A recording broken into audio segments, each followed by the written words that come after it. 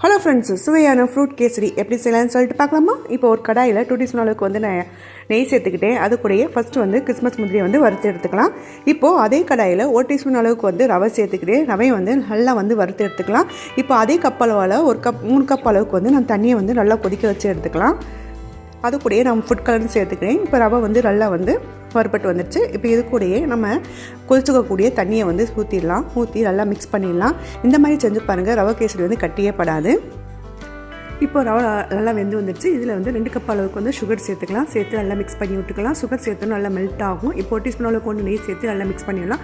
நான் இப்போ தட்டி வச்சுருந்த ஏலக்காய், இது கூடயே பார்த்தீங்கன்னா அன்னாச்சி பழம், அதுக்கப்புறம் பார்த்தீங்கன்னா தேவையான அளவு ஃப்ரூட்டி செரி ஃப்ரூட்ஸ் எல்லாம் சேர்த்துக்கலாம். சேர்த்து நல்லா வந்து மிக்ஸ் பண்ணி விட்டுக்கலாம். இப்போ பாருங்கள், நல்லா வந்து கெட்டிப்பட்டுடுச்சு. சுவையான டேஸ்டியான ஃப்ரூட் கேசரி வந்து ரெடி ஆகிடுச்சு. கண்டிப்பாக வந்து ட்ரை பண்ணி பாருங்கள். வீடியோ பிடிச்சிருந்துச்சுன்னா லைக் பண்ணுங்கள், சப்ஸ்கிரைப் பண்ணிடுங்க. தேங்க்ஸ் ஃபார் வாட்சிங்.